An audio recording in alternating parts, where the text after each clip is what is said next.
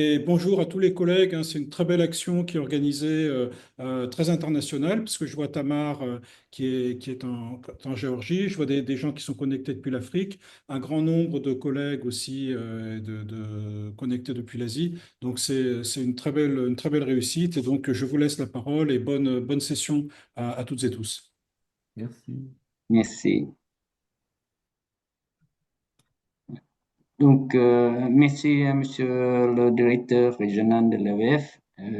Maintenant, nous pouvons continuer la présentation de Monsieur Gaëtan Temperman de l'Université de Mons, qui présente les travaux portés sur AI de son équipe. Voilà. Justement, sur l'aspect technique, les participants qui ne sont pas francophones, vous activez, s'il vous plaît, la traduction automatique de voilà qui est disponible sur Zoom. Nous avons envoyé le guide qui, qui est disponible sur l'espace de partage des documents de l'événement. Voilà, merci. Et donc, je te laisse la parole, Gaëtan. Oui, donc voilà, les travaux sur lesquels j'aurai l'occasion de revenir ici pendant le séminaire, voilà, c'est tout un travail d'équipe à l'Université de Mons, voilà, dans la province du Hainaut, en Belgique. Et voilà, on a plusieurs travaux, plusieurs expériences voilà, qui portent sur l'intelligence artificielle en éducation. J'aurai l'occasion un peu de commenter un peu ces expériences. Euh, Le programme un peu voilà, de mon intervention, bah oui, je vais un peu introduire, mais rapidement. J'essaierai de vous montrer un peu ce fameux triptyque qu'on peut essayer bah oui, de transposer aussi dans votre contexte assez facilement. J'essaierai aussi bah voilà, de vous éclairer un peu par rapport à tout ce qui est données probantes en éducation et donc qu'est-ce qu'on entend par efficacité. L'efficacité, bah oui, dans les stratégies d'enseignement. Et j'essaierai de faire le lien entre ces principes pédagogiques qui fonctionnent, parce qu'on a du recul, et faire le lien évidemment avec l'intelligence artificielle, dans quelles conditions bah, ça peut fonctionner, ou parfois euh, ça peut fonctionner un peu moins bien. Et donc ça aussi, je reviens un peu à mon propos. L'idée un peu voilà, d'introduire, voilà, c'est d'essayer d'atteindre les trois objectifs suivants, c'est de bien distinguer les trois dimensions de l'intelligence artificielle en éducation, de clarifier un peu ce concept d'efficacité et surtout de mettre en évidence eh bien, les variables en fait qui permettent justement à l'IA bah, d'être efficace. Mais aussi peut-être de l'être moins. Et donc, c'est pas mon propos, ce sera pas voilà, de mettre en évidence absolument que l'IA fonctionne. Il y a aussi des conditions dans lesquelles eh bien, on n'obtient pas les résultats escomptés. En termes voilà, d'introduction, moi, ce que j'avais envie de dire, c'est qu'on est bah, voilà, dans une maintenant une période où tous les jours on a des nouveautés au niveau de l'IA avec des applications, des fonctionnalités. On voit qu'il y a une accélération qui est très importante. Et pour nous, eh bien, les enseignants, les éducateurs, les formateurs, eh bien, c'est important évidemment de pouvoir un peu prendre du recul et pouvoir faire une pause parfois. Et un bon moyen, eh bien, c'est de regarder parfois aussi un peu voilà, dans la littérature. Alors, de plus en plus, évidemment, il y a des publications relatives à l'usage et aux effets de l'intelligence artificielle en éducation. Et voilà, c'est là-dessus aussi que je vais m'appuyer. Alors, c'est pas que voilà, des recherches empiriques, mais c'est aussi des retours d'expérience et des liens aussi avec la psychologie de l'apprentissage, parce qu'on sait beaucoup de choses en psychologie de l'apprentissage. Et quand on convoque ces concepts, ces modèles, bah, ça peut être intéressant de voir où l'IA peut avoir en tout cas une réelle plus-value. Alors, une étude ici, alors c'est une enquête en fait, hein, mais c'est simplement pour vous indiquer qu'en fait, les pays asiatiques, euh, le Vietnam est par exemple classé ici en cinquième position. Eh bien, il y a eu une adoption de l'IA qui est beaucoup plus rapide qu'en Europe. Et donc, on voit que la perception est beaucoup plus positive pour les Vietnamiens. Et donc on voit par exemple ici pour l'utilisation de l'IA, donc les avantages de l'IA, eh bien on voit qu'il y a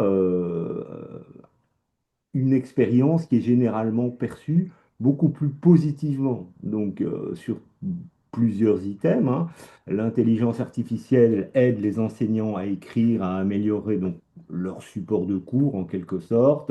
Elle est capable d'automatiser des tâches administratives. Eh bien, on voit que le Vietnam, par rapport à la France ou à la Fédération Wallonie-Bruxelles, donc la partie francophone chez nous, eh bien, on voit en tout cas que vous avez un avis qui est beaucoup plus positif. Et on voit, bah oui, que au niveau des inconvénients, eh bien, c'est le contraire. Vous voyez moins d'inconvénients au fait d'utiliser l'IA. Par exemple, ici pour cet item, l'IA permet aux élèves de faire passer le travail d'autrui pour le leur. Voilà, c'est en tout cas un avis qui est contrasté entre voilà, nos pays. Alors, il faut aussi relativiser les choses. 2024, on sait que, il y a une évolution qui est très importante aussi en termes d'usage. Et donc voilà, c'était un coup de sonde en 2024. On est en 2026. On peut imaginer que les résultats peuvent aussi se resserrer. Mais en tout cas, dès le départ, vous avez été, au niveau asiatique, vous avez été beaucoup plus positif par rapport à l'IA. Ah bon. Ah, Bon, voilà, ouais. pour simplement reprendre ce que je venais de dire, bah oui, c'est que la perception est beaucoup plus positive du côté asiatique par rapport à l'Europe, même si voilà, c'est une étude de 2024 et on peut imaginer que les données vont pouvoir être peut-être différentes avec un nouveau coup de sonde et une nouvelle enquête qui pourra être réalisée ici bientôt. Alors, au niveau de l'intelligence artificielle en éducation, alors dans la littérature, on n'a pas trop en fait cette distinction sous la forme d'un triptyque. On parle souvent, voilà, d'intelligence artificielle, eh bien, pour enseigner, pour faire apprendre. Il y a l'idée aussi de l'intelligence artificielle comme objet d'apprentissage. Donc ça, c'est là au centre ici, dans le bloc en bleu. Et il y a aussi une partie, c'est pas trop en fait mis en évidence actuellement dans la littérature, c'est que l'intelligence artificielle, elle est aussi adossée aux disciplines. En économie, on pourrait utiliser l'intelligence artificielle pour traiter des données. En médecine, on pourrait envisager une médecine beaucoup plus préventive à l'aide de modèles prédictifs. Et donc ça, c'est l'idée un peu qu'on doit aussi intégrer dans nos programme eh bien, des cours qui sont spécifiques à l'IA avec l'idée eh bien, que le contenu doit être aussi éclairé par ce qu'on peut faire avec l'intelligence artificielle. Et donc là, je vais vous donner des exemples. Ça peut être en formation des enseignants, ça peut être en médecine, ça peut être en traduction. Les outils vont permettre en tout cas peut-être d'augmenter certaines compétences dans notre discipline. Et ça, c'est important en tout cas pour l'enseignement supérieur, de pouvoir modifier les programmes. Et c'est quelque chose qu'on envisage progressivement en Europe. Probablement que des compétences vont disparaître et d'autres vont être augmentées grâce à l'usage de l'intelligence artificielle. Et donc, bah oui, c'est toujours intéressant évidemment de s'appuyer sur le Dish Compédu. Là, j'en parlerai un peu. C'est quelque chose qu'on a déjà un peu pu traiter aussi bah, dans différents séminaires qu'on a pu organiser dans le cadre du projet Axis avec l'AUF et nos partenaires européens. C'est intéressant d'avoir ça en tête, hein, parce que évidemment, ça permet un peu de structurer notre propos. Euh, L'intelligence artificielle en éducation, eh bien, on la retrouve non pas de manière spécifique dans chaque partie en fait du DISCOMP, mais en fait c'est de manière transversale qu'on va retrouver euh, l'intégration de l'intelligence artificielle. Alors soit de manière explicite, quand ils sont mentionnés directement dans les différents attendus, ou de manière un peu implicite, c'est l'idée un peu que la technologie de l'intelligence artificielle va influencer nos pratiques, va influencer euh, nos usages numériques directement. Et donc là aussi, c'est intéressant de voir la nouvelle version du Dishcon 3.0 qui a une vision un peu plus transversale. Et donc, bah, comment ça se traduit dans les programmes? Eh bien, vous le voyez ici. Donc ça, si j'ai pris par exemple pour la troisième grande compétence, hein, création de contenu, eh bien, on voit que l'IA est chaque fois mentionnée avec un code, soit c'est de manière implicite, soit c'est de manière explicite. Ben, vous voyez ici, quand on a le développement de la compétence d'un niveau basique à un niveau très avancé, eh bien, on voit que chaque fois, l'intelligence artificielle est mentionnée, mais on n'a pas une rubrique dédiée à l'intelligence artificielle. Hein, c'était quelque chose qu'on avait eu l'occasion de discuter en décembre quand on avait préparé le référentiel de compétences.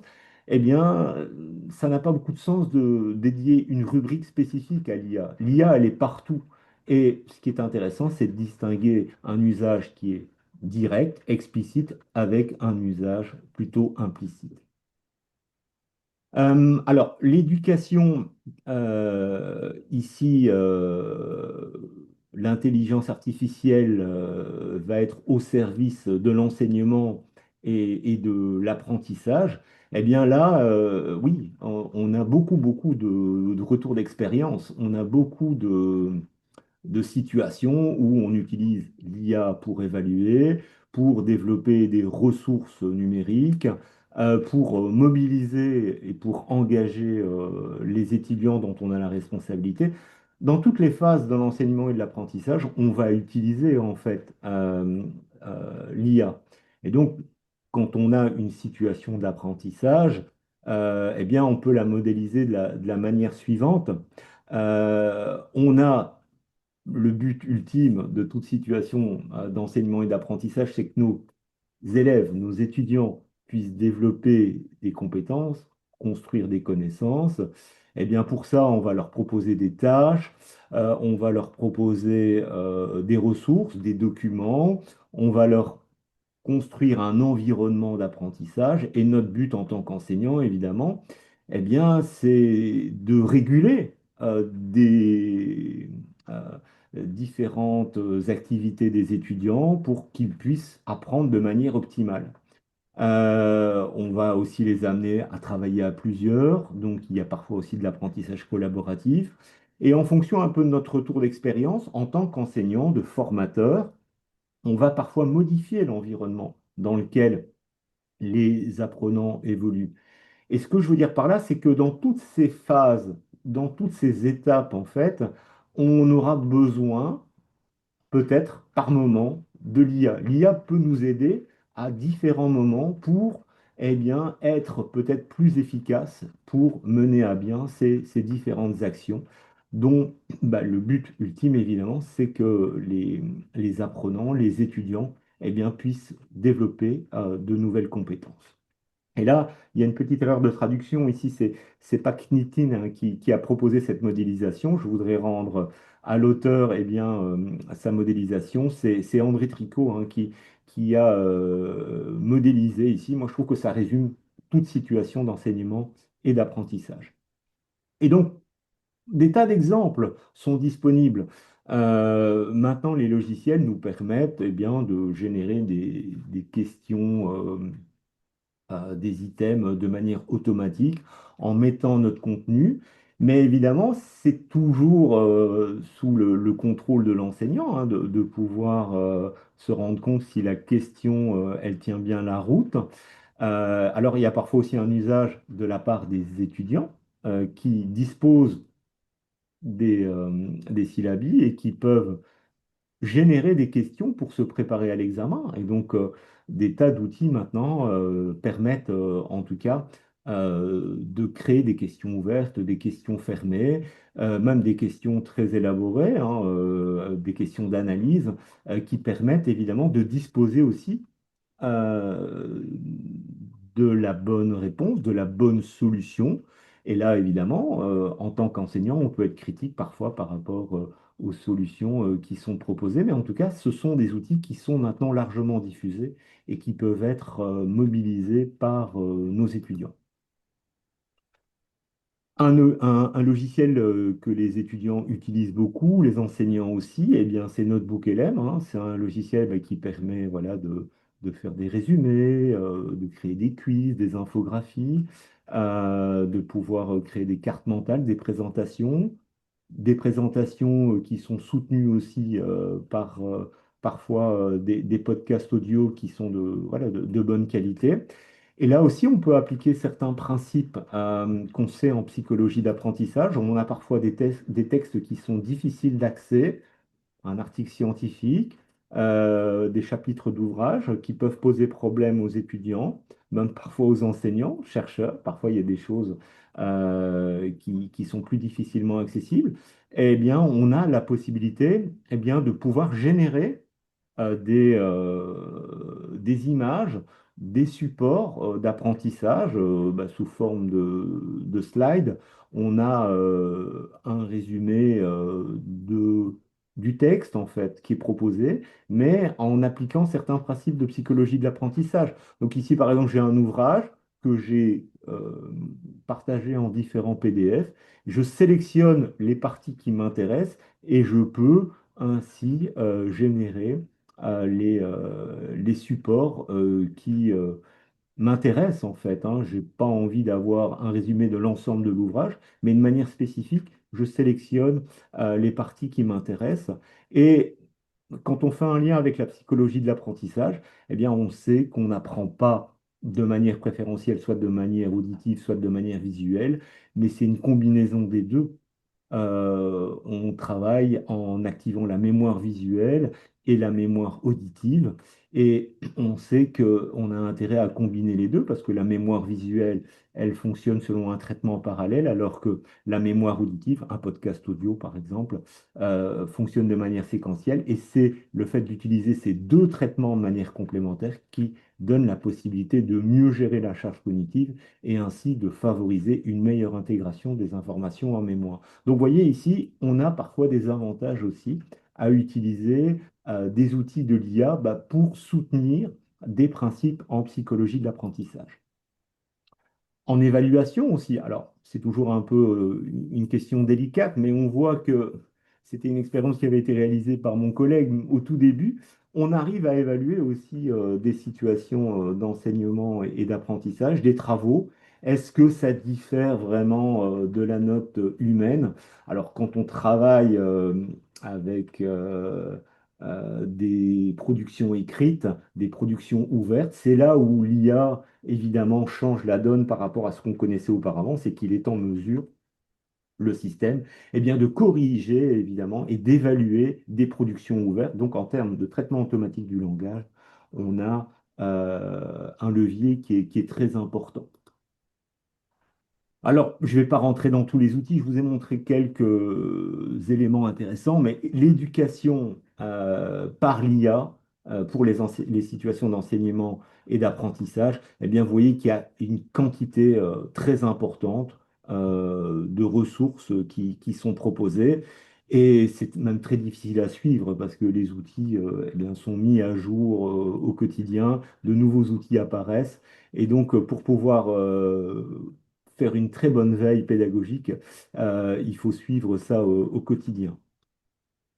Alors, l'éducation, cette fois-ci, à l'IA, c'est l'idée en fait que l'IA, c'est un objet en fait.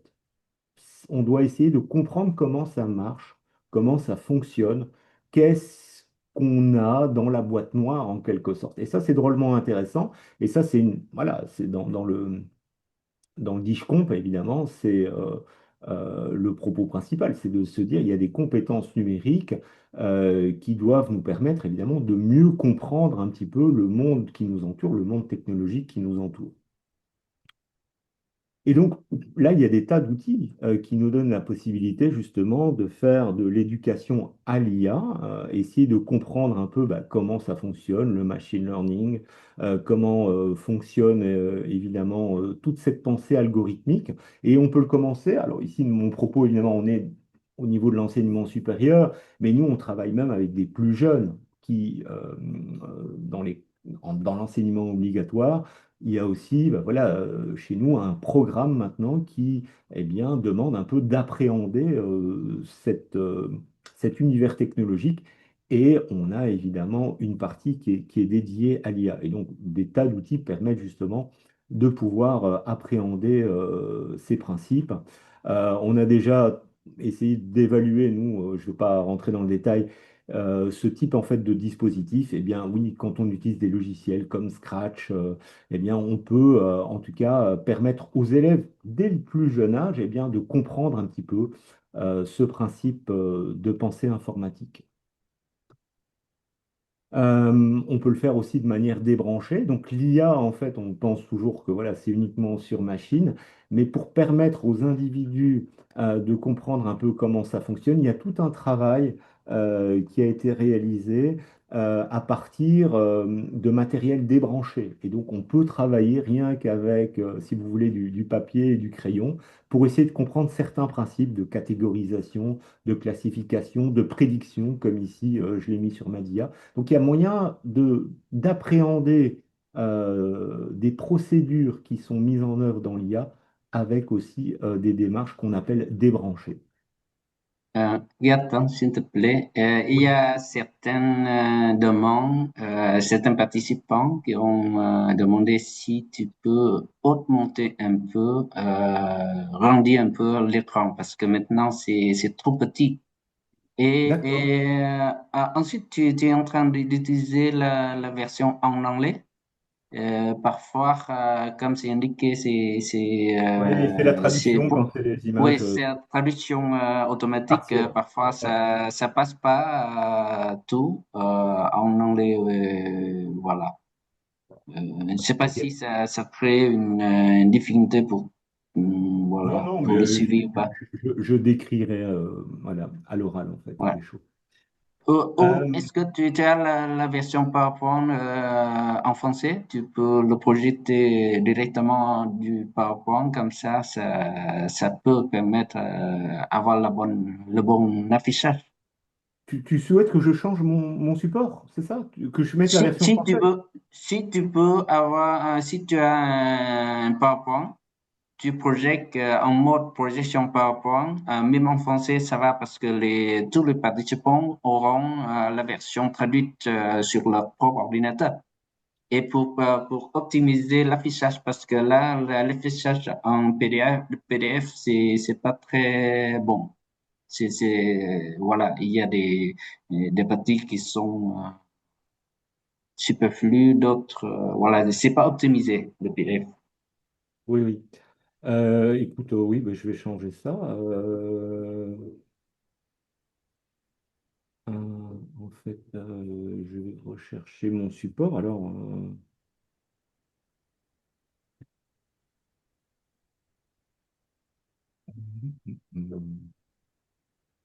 Hmm. attends, Dai, parce que si je veux switcher, Non, euh, mais au cas où tu as le PowerPoint disponible, sinon on peut continuer pour ne pas laisser le temps ouais, je vais mort. continuer comme ça, tu sais, Dai, parce que moi, si je veux switcher comme ça, attends, je vais continuer Ok, comme ça si ça te convient. ok, ok, Euh, on essaye. Voilà. Voilà. Donc en fait, bah oui, il existe des tas d'outils qui nous permettent un peu, bah oui, de comprendre un peu bah, comment le processus est mis en œuvre par les algorithmes. Alors parfois, il y a des simulations qui sont intéressantes à utiliser. Quand on regarde un peu, il y a des plugins qui peuvent être utilisés pour pouvoir comprendre un peu le fonctionnement en fait de l'IA. On a aussi pas seulement des procédures à faire découvrir. Moi, je pense que ce qui est important aussi, c'est de pouvoir d'un point de vue conceptuel, eh bien, se dire, oui, il y a des connaissances indispensables. Se dire, bah oui, il y a l'apprentissage par renforcement, il y a le deep learning. Quand on parle d'agent IA, bah, de quoi s'agit-il? Euh, Quel est bah, finalement le principe de fonctionnement des hallucinations, comment on peut pouvoir mettre en œuvre l'apprentissage supervisé. Ce sont des concepts qui sont importants aussi à maîtriser et donc il y a toute une partie aussi de traitement conceptuel à envisager. Le fait aussi, bah oui, qu'on a un apprentissage des prompts. Les prompts, bah, on sait qu'on a tout un, un processus de rédaction qui est important pour obtenir bah, voilà, des réponses qui sont satisfaisantes. Et donc là aussi, il y a tout un travail à réaliser avec nos étudiants et parfois ça peut être intégré aussi dans la séquence d'apprentissage directement. Encore un exemple ici, bah oui, comment fonctionne la reconnaissance de forme par réseau de neurones? Eh bien, on peut utiliser des simulations qui nous donnent la possibilité eh bien, de pouvoir bah, comprendre un petit peu le fonctionnement général de ces systèmes. Comment un langage bien, permet de créer une phrase. On a généralement un usage de l'IA via le texte. Eh bien, on peut essayer de comprendre un peu comment les grands modèles de langage peuvent prédire des mots.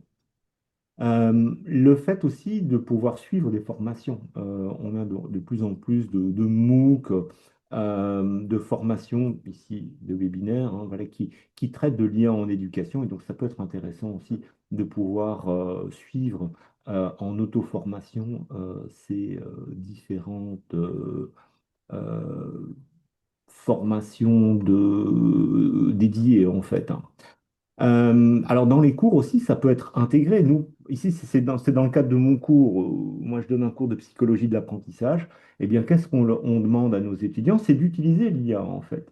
On leur demande d'établir des liens entre les connaissances déclaratives.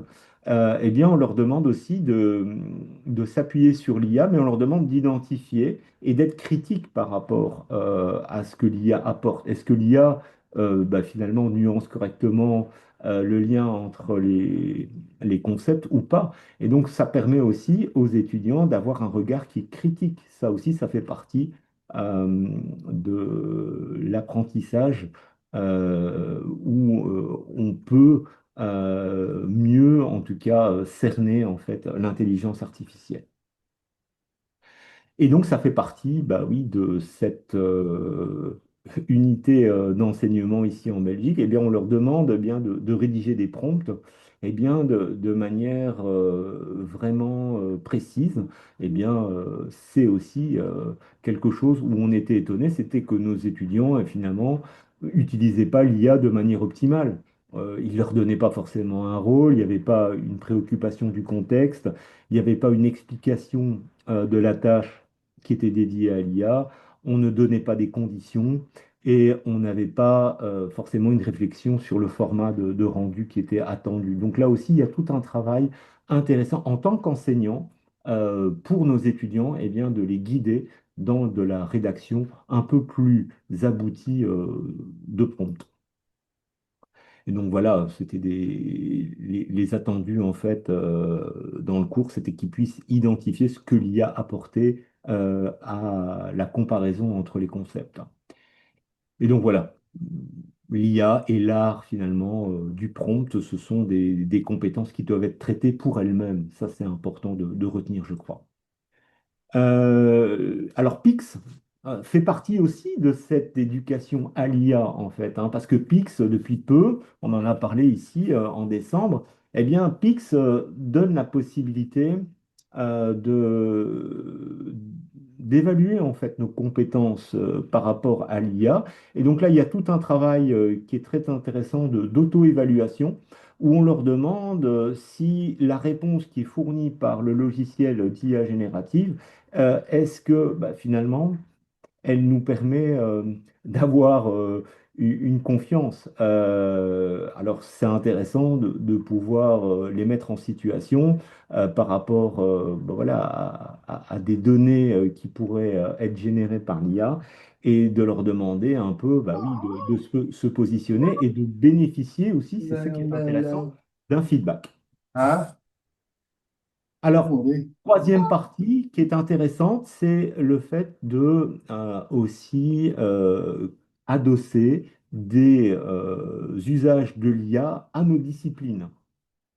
Ici, à l'Université de Mons, il y a des cours qui sont dédiés en faculté de médecine, pharmacie et sciences biomédicales à l'usage des données et à l'idée, évidemment, qu'on peut prédire des situations et que l'IA bah, peut être au service aussi des praticiens, à la fois dans une perspective de recherche, mais aussi dans leur pratique au quotidien, bah, l'IA pourra aussi être un support pour les futurs soignants. L'intelligence artificielle pour la traduction et pour l'interprétation, ou en faculté d'économie, pour tout ce qui est stratégie de management, eh bien, on a intégré des cours qui permettent évidemment de voir eh bien, quels sont les usages pertinents. Et donc, oui, ça demande évidemment une réforme en fait des programmes. Et ça, c'est un gros travail, c'est se dire, bah oui, dans nos cours, on peut peut-être proposer des activités d'apprentissage qui traitent de l'IA de manière spécifique en lien avec notre matière, en lien avec notre contenu. Alors, c'est des choses que nous, on a par exemple réalisées dans notre faculté de psychologie et de sciences de l'éducation, dans tout ce qui voilà, concerne un peu l'éducation. Eh bien, on a par exemple intégré un cours de développement pédagogique de la pensée computationnelle. Comment aborder la pensée informatique, l'intelligence artificielle de manière pédagogique. Donc là, il y a tout un travail et donc ça, on leur donne la possibilité de découvrir des outils qui nous permettent de travailler avec les étudiants, les élèves dont on a la responsabilité, comme ici par exemple tout un travail avec la petite carte qui avait été créée par la BBC Microbit, eh bien on a des tas d'expériences qui nous permettent évidemment de pouvoir collecter des données, de tester des modèles et donc de voir un peu si notre algorithme fonctionne. Donc ça, c'est un cours qui a été rajouté chez nous. Et donc, on a pu tester aussi pour voir un peu l'appropriation des étudiants. Je ne vais pas rentrer dans le détail, mais on voit que ça peut avoir des effets aussi sur leur pensée algorithmique. Alors, un collègue, Bruno Delièvre, avec un collègue Audrey Combs, ils ont dédié un cours de 30 crédits de 30 heures, pardon, de 5 crédits au total, intelligence artificielle et éducation. Et donc, vous voyez, ils ont proposé ce script, en fait, hein, ils ont vraiment essayé de travailler à la fois les connaissances déclaratives, conceptuelles, mais aussi des connaissances procédurales. Donc, par exemple, bah, le fait de pouvoir développer un agent IA au service de situations d'apprentissage. Et donc, la semaine passée, chaque étudiant a présenté son agent IA. Donc, il y avait par exemple des étudiants qui avaient travaillé sur un agent IA pour apprendre les statistiques. D'autres, bah oui, avaient travaillé sur tout ce qui était jugement professionnel, tout ce qui était aussi développement du raisonnement didactique.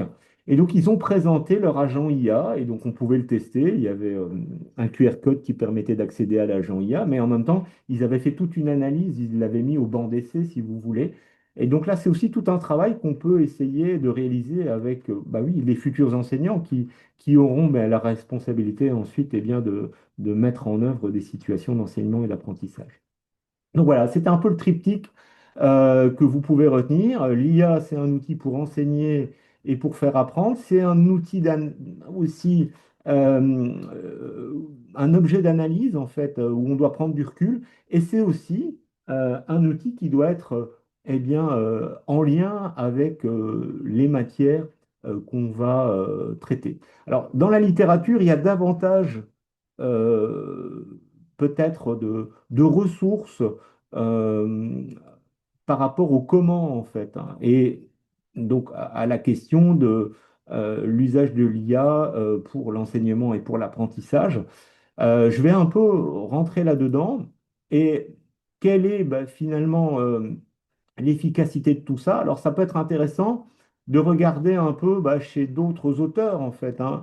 Alors, de tout temps, on s'est dit, bah oui, les nouvelles technologies eh bien, vont entraîner des gains d'apprentissage, alors que ça soit la réalité virtuelle, que ça soit les tableaux blancs interactifs, que ça soit les ordinateurs, peu importe. Ce que nous dit en fait Pierre Dilambourg, c'est pas forcément l'outil qui va faire la différence, c'est surtout les usages qui vont permettre évidemment d'atteindre nos objectifs.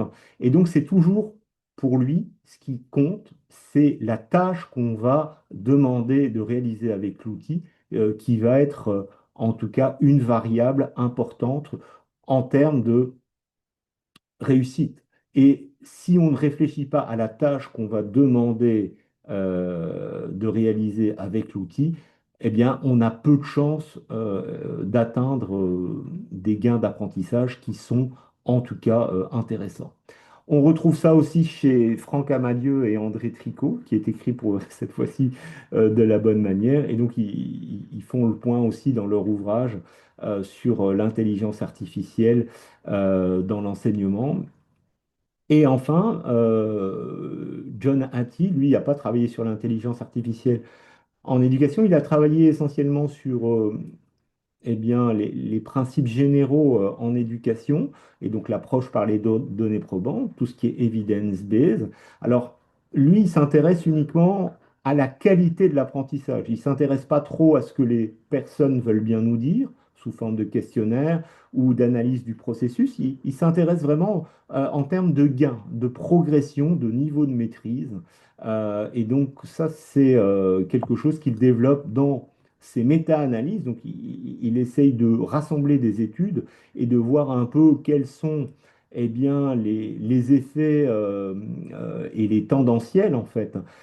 Et la force de son travail, c'est qu'il s'appuie sur un large nombre de méta-analyses et donc il peut faire des méga-analyses.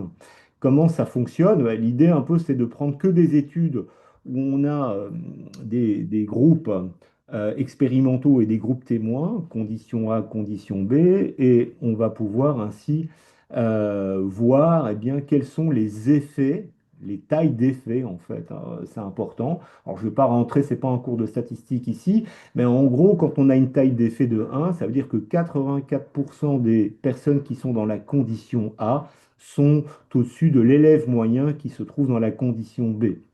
Et donc ça, c'est intéressant, évidemment, de pouvoir obtenir ces valeurs quand on doit examiner des situations.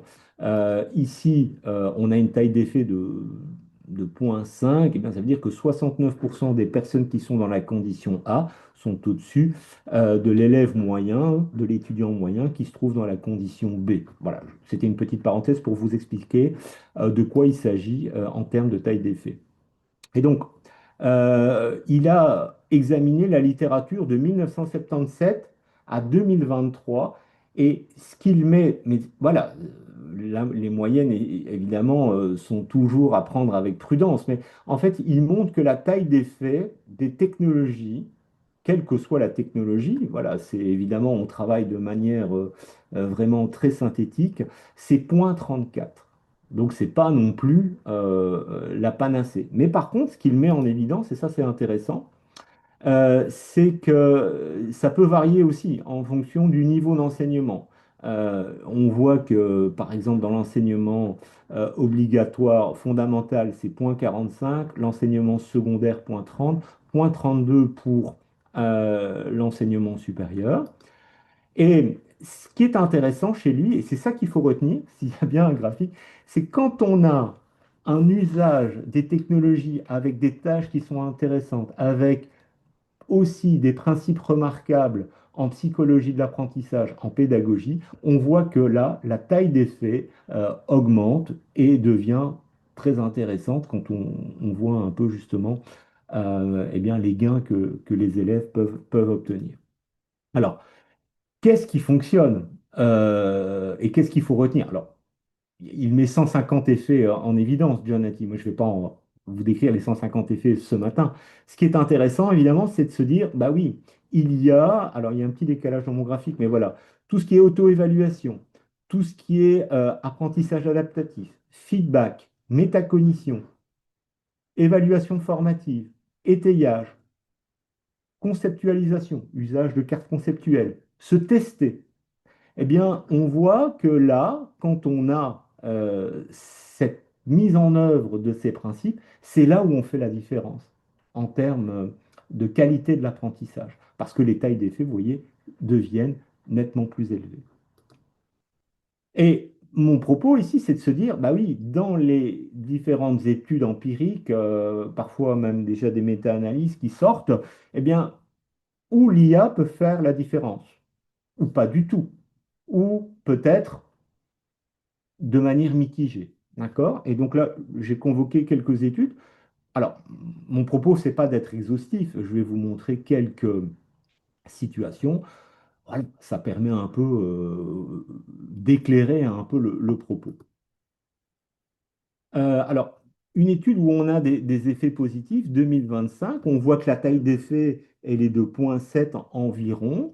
Eh bien, on a voilà,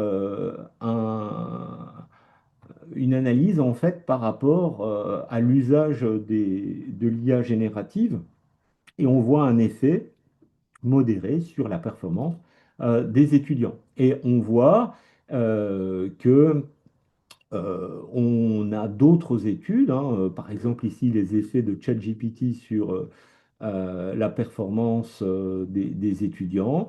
On voit que par exemple les étudiants, eh bien, quand ils ont pu bénéficier d'un usage de ChatGPT pour leur apprentissage, donc là c'est dans différentes disciplines parce que on a une méta-analyse, eh bien, on voit qu'il y a des progrès qui sont intéressants.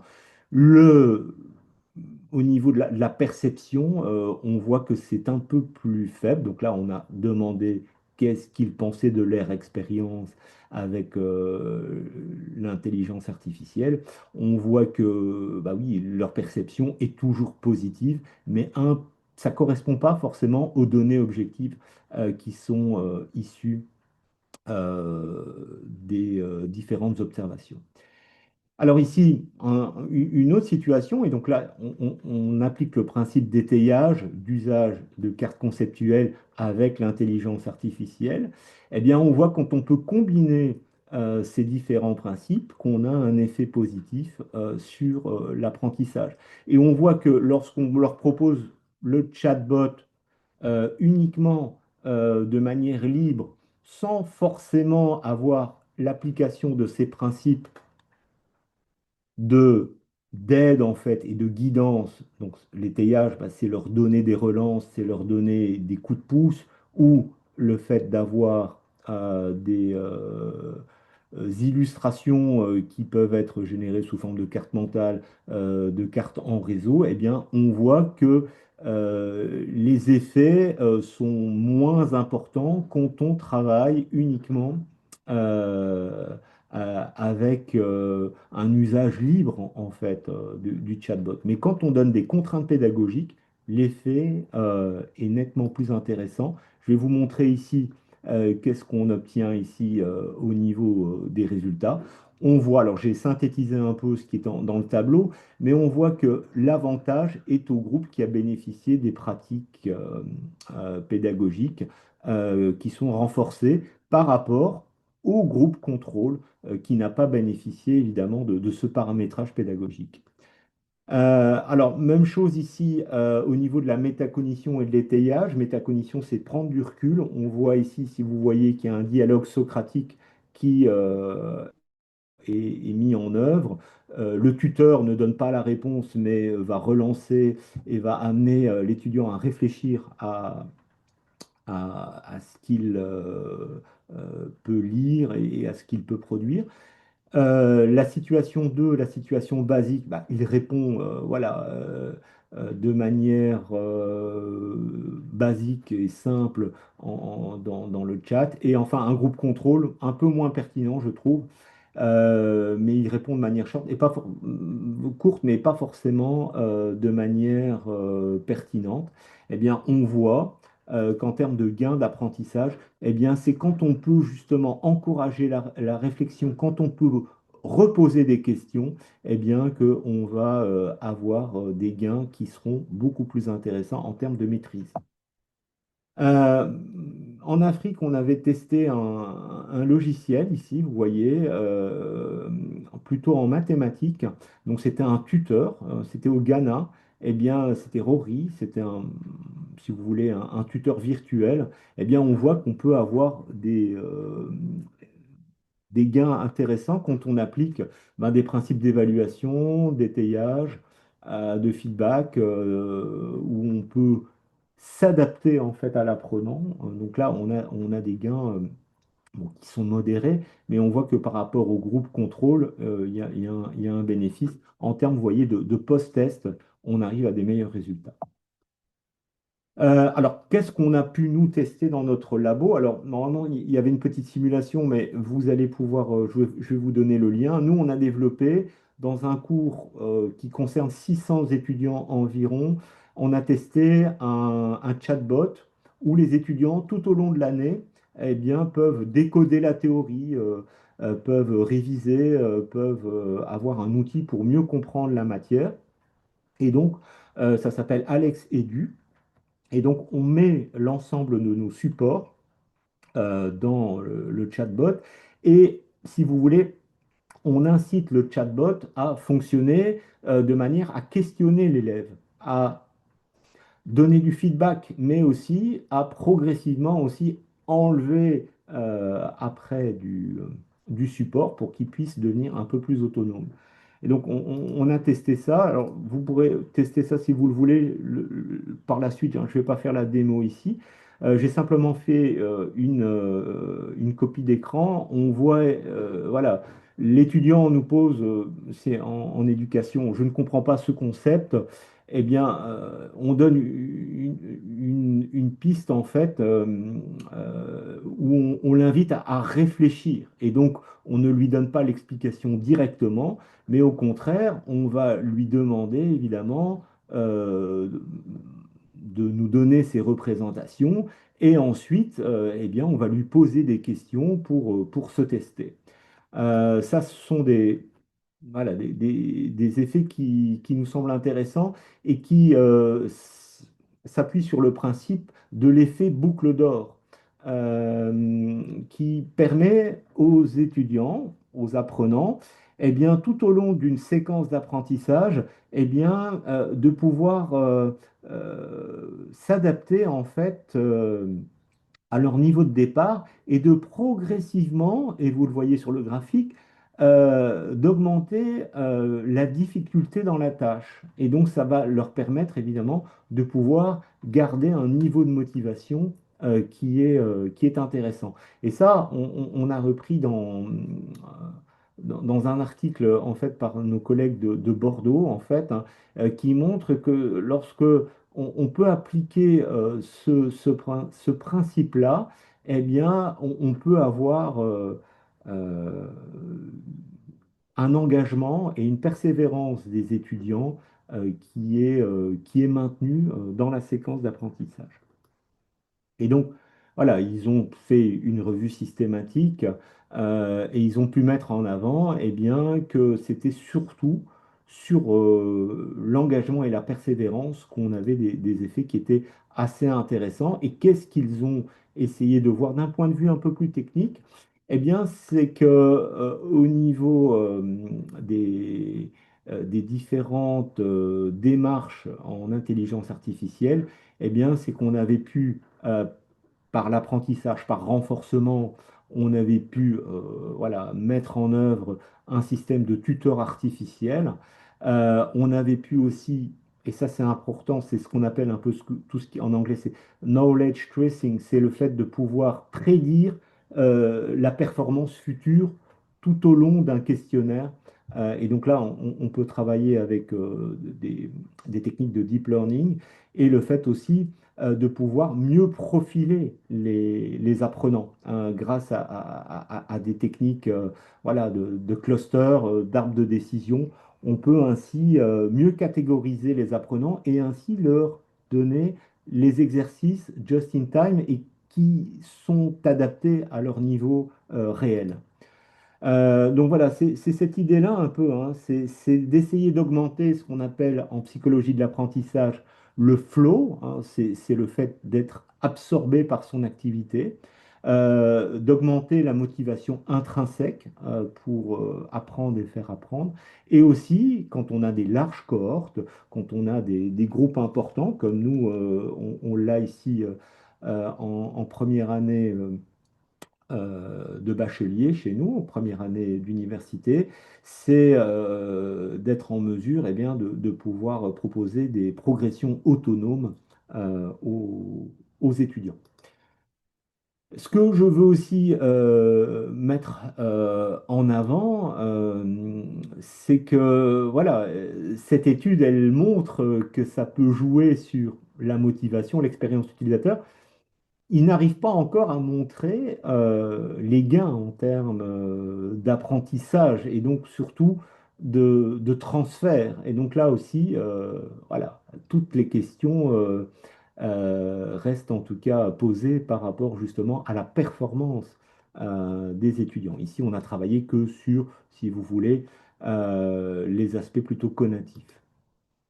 Alors, il y a parfois des études qui sortent et ça aussi c'est important. Mon propos, c'est d'essayer d'être vraiment au niveau scientifique rigoureux et aussi de montrer des études qui ne vont pas dans le bon sens.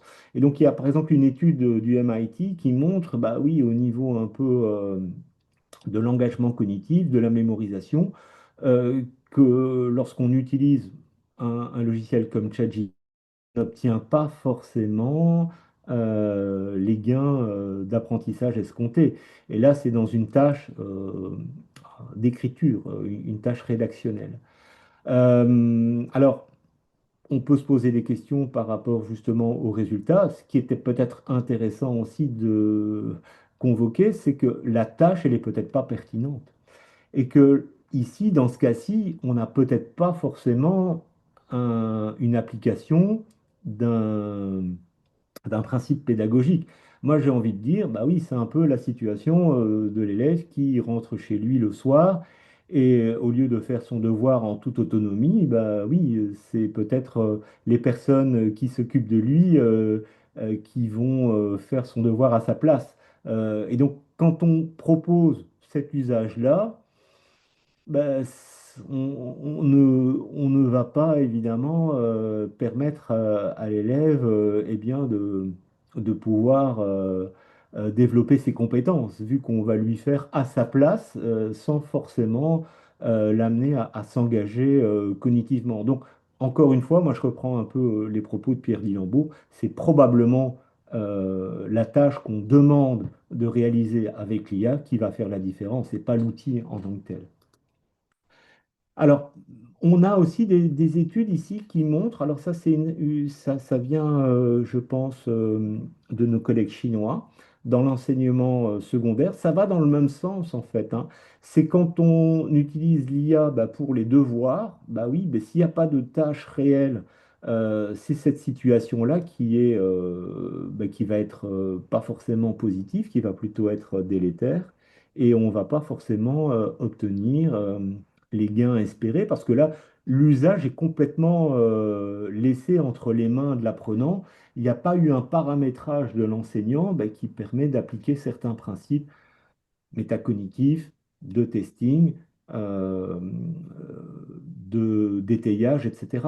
Donc, encore une fois, on a un outil qui est mis à disposition, mais il n'y a pas vraiment un scénario qui a été imaginé pour que les étudiants puissent travailler avec une aide qui est peut-être partielle et qui leur donne la possibilité eh bien, de travailler Oui, la matière de c'est manière par là. beaucoup plus opérationnelle.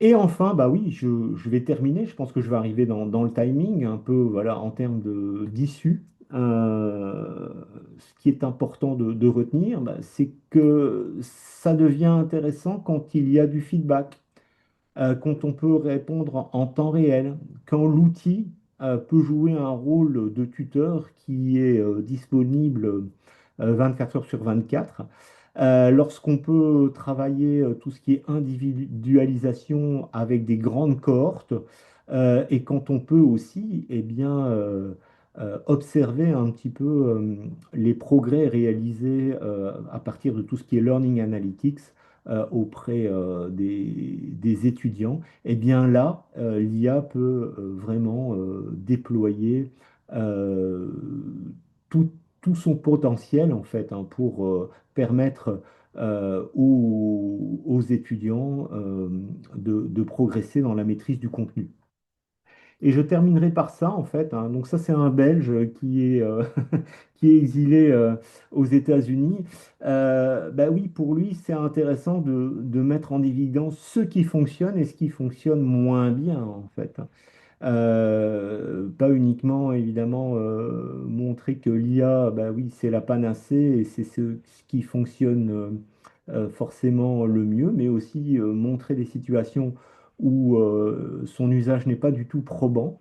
Et pour lui, évidemment, ce qui est très important, évidemment, c'est de pouvoir euh, former en fait les personnes et de ne pas les laisser sans forcément des ressources pour pouvoir comprendre un peu comment fonctionne l'IA. Et pour lui, quelque chose qui est essentiel, en fait, c'est que la recherche puisse continuer pour qu'on puisse avoir des réponses de plus en plus précises quant à l'impact de l'IA dans nos différents contextes. Ici, celui que j'ai investigué un peu et j'ai essayé de synthétiser et faire un petit peu un état actuel des connaissances tout en n'étant pas exhaustif de l'IA en éducation. Voilà, s'il y a des questions, vous n'hésitez pas. Voilà, Daoud, je te cède la parole. Merci beaucoup, Gaëtan, de la présentation, des aspects très intéressants, même si ça, voilà, ça relève des travaux de recherche qui demandent beaucoup de réflexion. Voilà, je crois que c'est bien utile pour les enseignants, les chercheurs de prendre un peu de recul vis-à-vis de l'outil, de l'IA, de la technologie, euh, et de, voilà, voir, penser un peu plus dans le long terme sur l'application. Il n'y a pas de technique manipulation des outils ici, mais je pense que c'est bien utile. Maintenant, la place aux questions, aux interventions. On va prioriser les participants qui veulent prendre la parole oralement euh, et voilà, poser la question directement. Dans la salle, vous pouvez activer la caméra, le micro, parler oralement. Et voilà, attention, quand vous parlez, comme il y a la traduction automatique, si vous parlez le français ou une autre langue, il est important de paramétrer, choisir la bonne langue parlée. Et comme ça, sur tous les écrans, ça va être correctement affiché. Voilà. Euh, Est-ce qu'il y a des questions parmi les participants présents dans la salle? Ou si vous n'êtes pas francophone, vous pouvez parler directement l'anglais. Ou au cas où vous êtes au Vietnam, vous parlez vietnamien, je vais retraduire ça en français pour l'intervenant. si vous habitez dans un autre pays que le Vietnam et vous parlez pas français ni l'anglais, je ne sais pas s'il y a quelqu'un qui peut nous aider, mais voilà. Dans ce cas, l'anglais pourrait être voilà, acceptable. Voilà. J'ai une question, s'il vous plaît. Oui, Ma question, c'était en début d'année, est-ce que vous avez fait une évaluation diagnostique du niveau des étudiants par rapport à l'IA? Et si oui, quels en ont été les résultats, leur niveau de connaissance, d'utilisation? Alors, on n'a pas fait ça cette année, on avait fait ça il y a déjà 2 ans, au tout début un peu, voilà, de l'usage qui était un peu plus répandu. Et on a pu constater bah, que les étudiants, en tout cas chez nous, dans notre contexte, n'étaient pas forcément très à l'aise en fait avec l'IA. On avait bah, quelques étudiants qui avaient une très bonne maîtrise, mais la majorité des étudiants étaient un peu en recul sur tout ce qui est rédaction de prompt, sur la connaissance des outils, sur aussi les différentes technologies qui sont derrière, hein, donc des connaissances peut-être plus conceptuelles. Donc on n'avait pas forcément des résultats qui étaient bons en fait. Donc ça aussi c'est intéressant de mettre en évidence, c'est que si on n'a pas une formation, un spécifique en fait. C'est très compliqué en fait d'obtenir des résultats positifs. Donc il faut vraiment que dans nos programmes, eh bien, on puisse avoir des moments où les étudiants développent ces compétences pour elles-mêmes en fait. Croire que voilà, ils l'utilisent au quotidien, oui, probablement qu'ils l'utilisent, mais pas forcément de manière optimale. Et ils ne voient pas forcément aussi comment ils peuvent, par exemple, étudier dans un blocus de manière optimale avec ce type d'outils. Par exemple, poser des questions qui permettent vraiment de se tester, eh bien, bah oui, ça passe par la rédaction d'un prompt qui est un peu plus élaboré. Et ça, bah, je pense qu'ils ont besoin d'être outillés pour pouvoir atteindre ces objectifs-là. Vous avez regardé, il y a une étude apparemment qui est sortie de l'Ipsos en février 2026. Oui. Et Oui, j'ai là, pas ça concerne plutôt la France, il me semble, c'est ça? Oui, tout à fait, oui, oui, oui, Et, oui. et Et l'étude, j'étais, elle et montre j'étais, quoi? ouais, j'étais étonnée. Alors, 47% des Français, enfin, des étudiants utilisent l'IA dans les études, mais effectivement, ils demandent à avoir un accompagnement et un accompagnement dans cet apprentissage. Ils sont demandeurs par l'institution, par les enseignants de pouvoir l'utiliser de manière optimale, on va dire. Et il y avait j'avais noté une deuxième chose, c'est que en fait, ils pensaient bien maîtriser l'IA et en fait, 30% pensaient que l'IA savait se dire si c'était juste ou faux, ne savaient pas qu'elle pouvait halluciner, comme on dit, ou donner des données fausses, quoi. N'avaient pas cet esprit critique de savoir que l'IA n'était pas forcément une source fiable si on ne vérifiait pas les sources initiales. Donc ça, Ouais, j'étais étonnée de ça. mais vous avez raison, en fait, c'est vrai qu'on a envie de travailler le quoi et le comment, mais on a aussi intérêt à travailler bah, le pourquoi. Est-ce que on développe des compétences métacognitives, des connaissances réflexives, et ça c'est essentiel.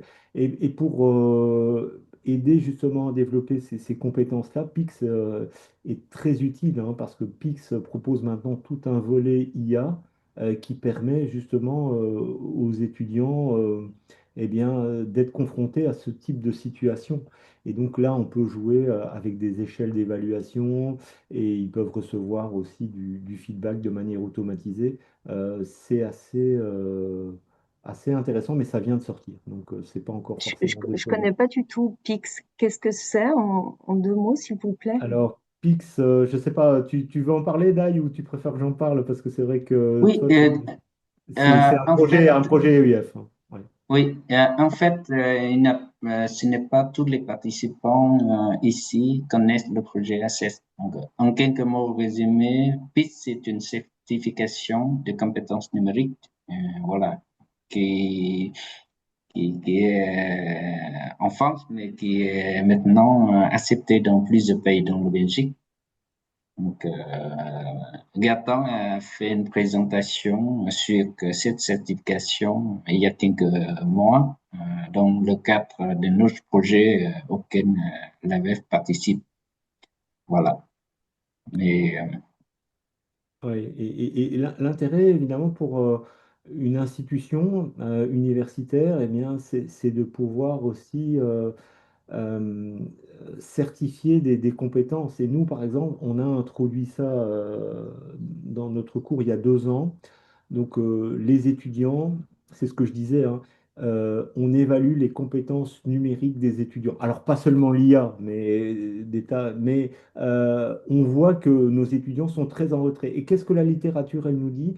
C'est qu'ils sont très en retrait dans tout ce qui est tâches productives, des tâches passives, voilà, de la consultation, ça pose pas trop de problèmes. Et puis voilà, ils utilisent essentiellement leur smartphone et dès qu'ils sont sur des tâches de production avec un ordinateur, c'est nettement plus difficile. Et nous, on a maintenant dans notre programme un cours qui s'appelle Maîtrise des compétences numériques de base.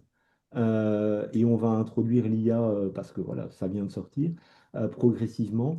Et bah, ça donne la possibilité à l'entame des études eh bien, de permettre aux étudiants de se mettre à niveau. Ça, Ouais, c'est c'est important. nécessaire, ouais. Je comprends. Merci. merci, Mme Hélène. Est-ce qu'il y a d'autres questions dans la salle?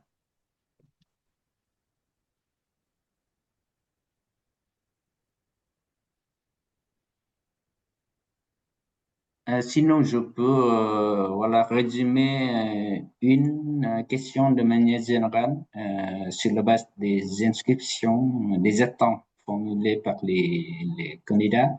Euh, Quelles compétences fondamentales de l'IA générative exigent-elles de la part des enseignants-chercheurs et comment les acquérir de façon progressive? Voilà. Donc là, c'est pour les enseignants plutôt, Dai. Oui, oui, pour les enseignants. Voilà, c'est une question parce que Oui, une bonne partie, une grande partie des participants ici sont les enseignants. Voilà, oui, c'est très bien. Toutes ces compétences, oui. l'utilité de de l'IA pour l'enseignement, pour la pédagogie. Mais voilà, s'ils veulent avancer dans ce sens, quelles sont les compétences nécessaires et voilà, de manière progressive. Oui. En fait, ce que je disais, c'est que nos étudiants, au début donc, de leur parcours universitaire, ils ont une formation pour se mettre à niveau. Mais nous, ce qu'on propose aussi, ça va répondre partiellement à la question, c'est que dans la fin du parcours en master, euh, quand ils sont amenés à faire de la recherche, à rédiger un mémoire, on leur propose des séminaires en fait IA et recherche. Et donc, on leur montre, on les invite à utiliser des outils qui peuvent soutenir le processus de recherche. Alors, à différents... Euh, Excuse-moi, Gaëtan, une erreur technique tu peux réactiver ton micro, s'il te plaît. Oui, oui, je viens de recevoir un message comme moi. Donc, en fait, je reviens ici. Donc, dans la fin de leur parcours universitaire, on leur propose des séminaires qui leur donnent la possibilité eh bien, d'acquérir des compétences de recherche avec l'IA. Et donc, ça peut être à différents niveaux, pour la revue de littérature, pour aussi rédiger avec une assistance. Voilà, c'est tout à fait permis, mais il faut Ici. pouvoir l'utiliser de manière pertinente. Et aussi, en termes d'analyse des données, voilà, l'IA peut soutenir aussi le processus de recherche. Donc, ce que j'ai envie de dire, c'est que ça doit faire partie de la formation des enseignants-chercheurs aussi. Et donc là, on a développé aussi voilà, différents séminaires qui permettent, en tout cas, aux personnes de ne pas être dans un apprentissage autodidactes, mais où on leur indique des outils, où on leur indique des pratiques qui peuvent mieux les épauler quand ils doivent faire de la recherche, en fait. Merci. La question, c'était pour les enseignants en poste, là, par exemple, une centaine de personnes qui sont présentes, s'ils veulent utiliser l'IA, mais qui ne savent pas où commencer, voilà. Dans quel parcours progressif, est-ce que tu peux avoir quelques suggestions, recommandations? Ben, oui, quelque chose qui me semble important, bah oui, voilà, c'est vraiment pas une solution qui va être étonnante, mais nous, ce qu'on fait beaucoup, c'est faire de la veille pédagogique, quoi. De la veille où on peut suivre un peu ben voilà, les différentes mobilisation de l'IA dans différents contextes, pas seulement dans notre contexte de recherche, mais c'est de suivre un peu, oui, des figures de proue qui sont en tout cas dans une logique de partage de connaissances sur, voilà, sur les réseaux professionnels. Je pense que ça permet en tout cas de bien démarrer et d'être en mesure d'identifier peut-être des solutions par rapport à nos besoins. En tout cas, ça, c'est quelque chose qu'on réalise. Et puis aussi, bah oui, dès que des formations sont disponibles, et c'est vrai qu'elles sont de plus en plus nombreuses, c'est de leur donner voilà, la priorité. Et dans notre institution, par exemple, à l'Université de Mons, eh bien, l'IA est devenue, bah oui, une préoccupation générale en termes de formation. Ici, par exemple, on a eu une formation sur l'IA et l'évaluation des enseignements et des apprentissages. Et donc, c'est sur des thématiques comme celle-là, ben voilà, je pense qu'il faut vraiment s'engager Oui. et être informé des différentes possibilités, voir qu'est-ce qu'on peut faire, qu'est-ce qu'on ne peut pas faire, etc. Oui, ta réponse ça concerne aussi une autre question voilà, formulée dans le chat par une enseignante d'université vietnamienne. Comment peut-on tester si les étudiants utilisent l'IA pour rédiger un test? C'est très difficile. Euh, alors c'est vrai que ça peut poser problème, hein, parce que parfois il y a des dérives, des étudiants produisent complètement un mémoire ou un travail avec l'IA et ça n'a pas beaucoup de sens. Alors nous, voilà, on regarde déjà dans les références. Dans les références bibliographiques, l'IA se trompe très souvent. Les références sont incomplètes, les références sont fausses ou n'existent pas. Et donc, l'analyse de la bibliographie permet de voir si la production est réalisée complètement avec l'IA ou pas. Donc ça, c'est une première piste. Et puis nous, voilà, cette semaine, on aura une réunion pour réfléchir en fait à la place de l'oral en fait dans l'évaluation. Donc, on va mettre beaucoup plus de poids sur l'oral. Donc, l'idée, c'est pas d'interdire l'IA, mais l'idée, c'est de voir surtout si nos étudiants, sans l'IA, sont en mesure encore de pouvoir produire des explications et sont capables d'approfondir le sujet qu'ils ont traité et de pouvoir montrer en fait qu'ils ont un niveau de maîtrise qui est au moins satisfaisant. Donc ça, c'est les deux pistes en fait qu'on a en tout cas privilégiées ici. au niveau de notre université, c'est de regarder un peu au niveau des écrits, voir s'il n'y a pas des failles, mais aussi de donner progressivement beaucoup plus de place à l'oral et à la partie questions-réponses quand on doit défendre un travail. Voilà. Merci. Cette réponse, je pense que ça peut aussi répondre à une autre question de Dr. Siliman Maman de l'Université Henri Salifou. Comment évaluer nos étudiants sur leur capacité à penser contre l'IA plutôt qu'à simplement la copier? Voilà. Bon, on peut passer à une autre question dans le chat euh, qui, voilà. Une autre question, voilà, qui vient du Niger. Quel facteur influence l'acceptation de l'IA par les enseignants et les étudiants? Et question 2, comment l'IA peut-elle aider l'enseignement des sciences agronomiques environnement dans les universités nigériennes? Je crois que la question 2, ça dépasse ton domaine scientifique, mais la première question, c'est bon, Ouais. voilà. Voilà, on peut s'appuyer sur les modèles généraux, hein, enfin, en termes d'acceptabilité. Ce qui est important, en fait, bah, c'est de pouvoir partager des situations concrètes, en fait. Alors, on peut s'appuyer sur des modélisations, mais à un moment donné, pour que les enseignants adhèrent, en fait, à l'IA, bah, je pense qu'il faut leur donner des situations où on montre l'utilité des choses, où on montre que ça peut fonctionner. Ça, c'est un premier levier. Et un deuxième levier, eh bien, c'est de leur proposer des formations où on peut mettre en évidence les fonctionnalités qui peuvent les aider en fait dans leur tâche au quotidien. Donc ça, pour moi, c'est les deux leviers en fait, hein. Et ça, c'est bien décrit dans la littérature. Quand on peut montrer des exemples où on voit qu'il y a une réelle utilité, c'est puissant.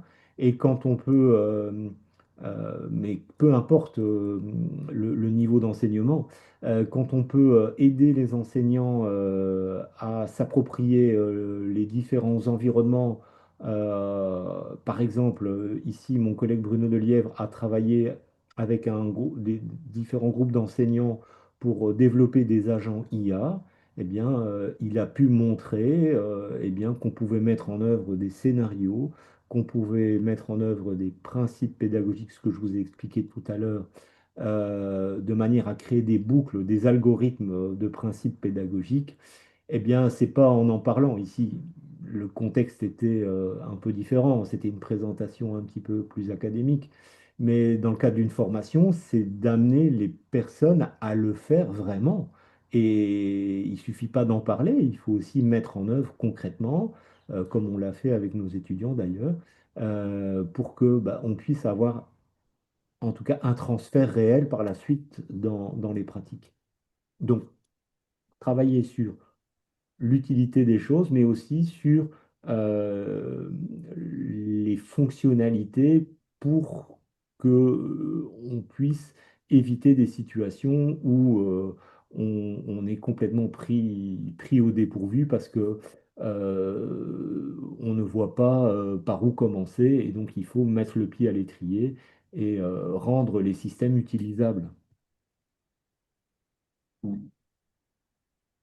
Est-ce qu'il y a une autre question dans la salle? Vous pouvez prendre la parole directement, vous pouvez taper votre question dans le chat ou m'envoyer la question en message privé. Et voilà, on attend des questions, davantage de questions pour varier les points de vue. Euh, voilà, c'est la question.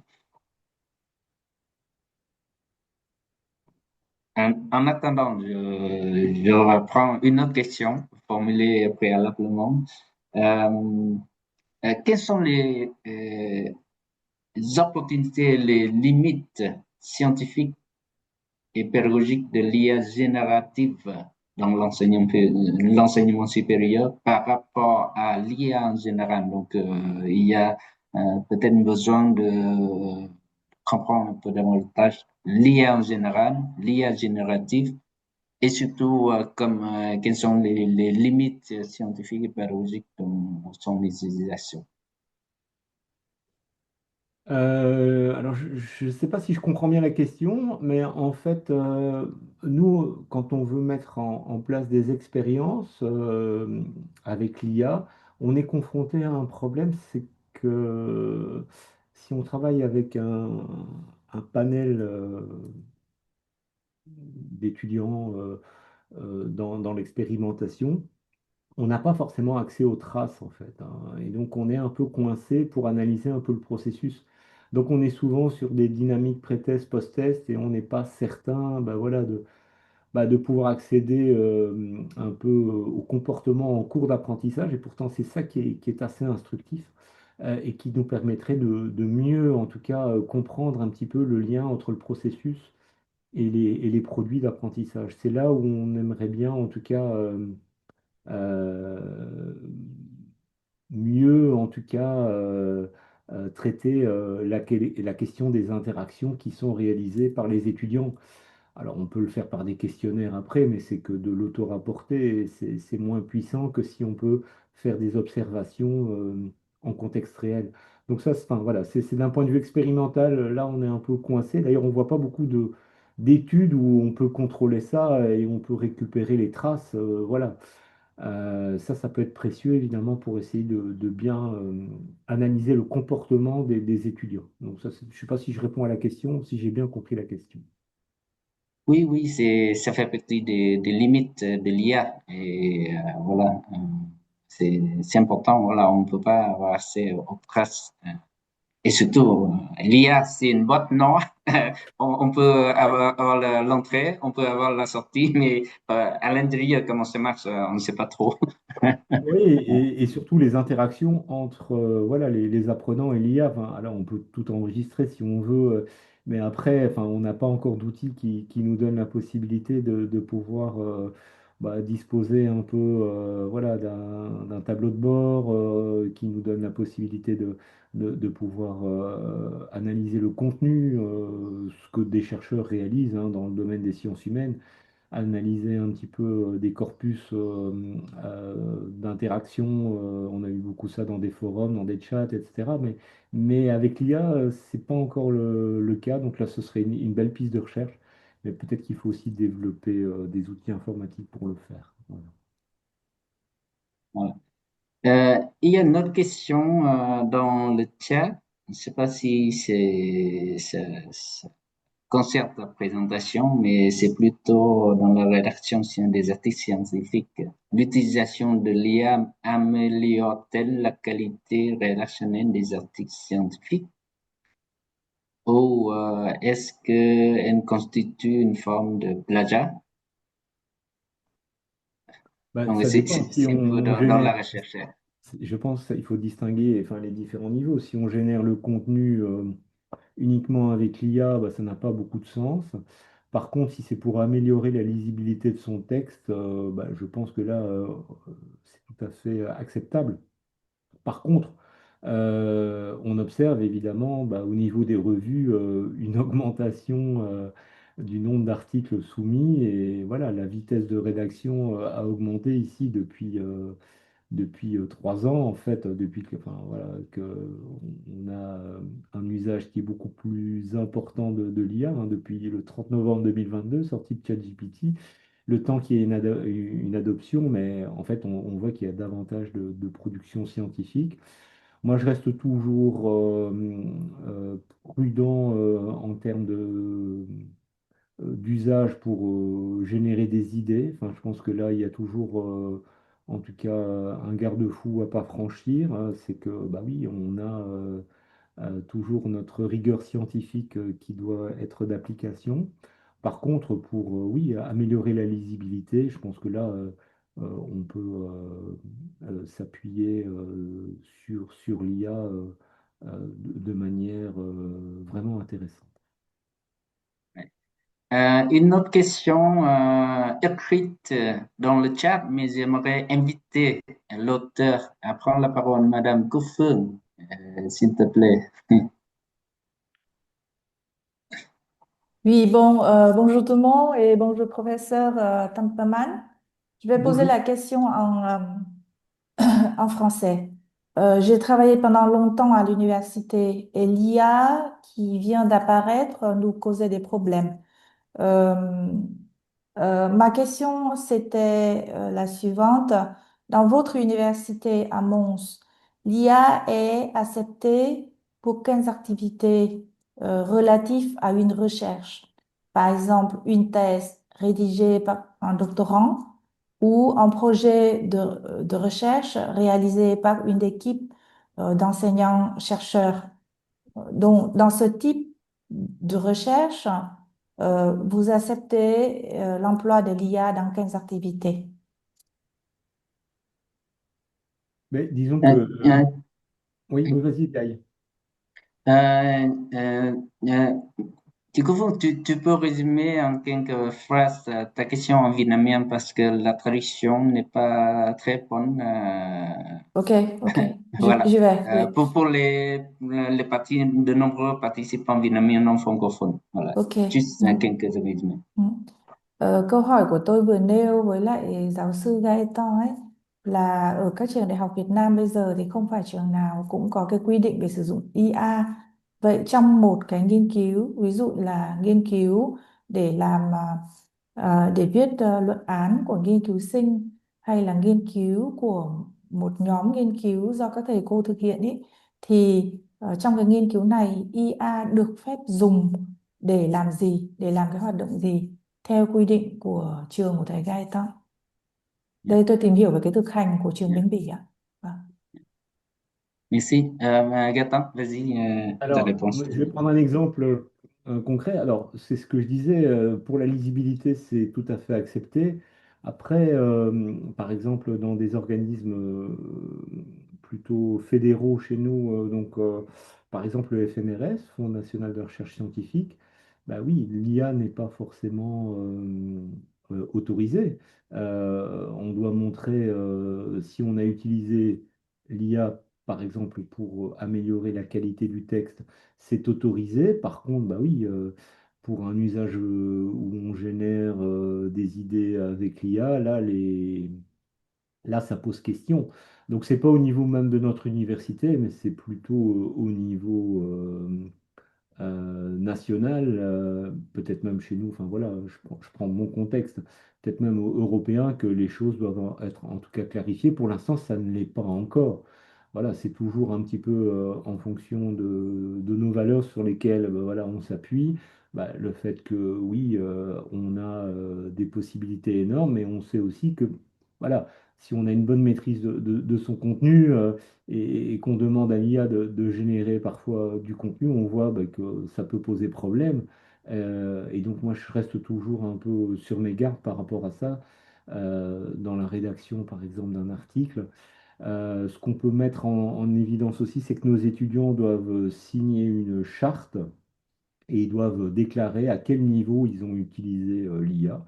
C'est ce qui se fait aussi de plus en plus dans des revues scientifiques, où on doit tout simplement signé pour indiquer quel a été notre usage de l'IA pour rédiger l'article qui est soumis pour évaluation, par exemple. Donc, pour l'instant, j'ai envie de dire, les choses ne sont pas encore claires. Je dirais que pour la lisibilité, ça pose pas de problème. Après, pour générer du contenu, et puis, ça pose problème aussi en termes voilà, d'analyse des résultats. Par exemple, je sais que dans certaines facultés, ben, n'utilisera pas l'IA, par exemple, pour mettre ses données d'expérience. Et ça, c'est tout simplement une question stratégique. C'est le fait qu'on peut communiquer des données à des pays tiers, des données qui peuvent être parfois voilà, sensibles, parce qu'on traite de sujets qui sont stratégiques, je sais pas, la santé, des choses ainsi. Donc, pour l'instant, les choses doivent être clarifiées, j'ai envie de dire. Oui, c'est très clair. Merci beaucoup, professeur. Merci. Merci pour la question et la réponse. Et il y a quelqu'un, Bruno? Oui, bonjour, Oui. oui. Alors, d'abord, merci pour votre intervention et tout ce que vous avez dit depuis le début de votre intervention. Je veux juste, j'ai pas de questions à poser, mais apporter quelques compléments peut-être sur l'acceptabilité en fait de l'IA. En fait, il y a un côté économique à la base. Donc, il est impossible aujourd'hui de ne pas utiliser l'IA, puisqu'elle est sur tous les outils qu'on utilise, que ce soit les ordinateurs, puisque aujourd'hui, un ordinateur, il y a une touche spéciale copilote, les téléviseurs, les téléphones, donc elle est partout. Donc on est obligé en fait de l'utiliser, que ce soit nous en tant qu'enseignants ou les étudiants. Pour les étudiants, lorsqu'ils ne l'utilisent pas, et quand on les note, en fait, comme il est difficile, vous l'avez dit, de voir où se situent les usages de l'IA, ceux qui ne l'utilisent pas, il y en a encore parmi les étudiants, ils se retrouvent avec des notes qui sont mauvaises. Donc le constat est simple, si je l'utilise pas, ma note n'est pas bonne, et si je l'utilise, elle sera bonne. Donc ça, c'est aussi un point important. Et puis, je reviens aussi sur une chose que vous avez dite par rapport à la perte de mémorisation et puis de l'engagement cognitif. C'était une étude du MIT, je crois, que vous aviez cité.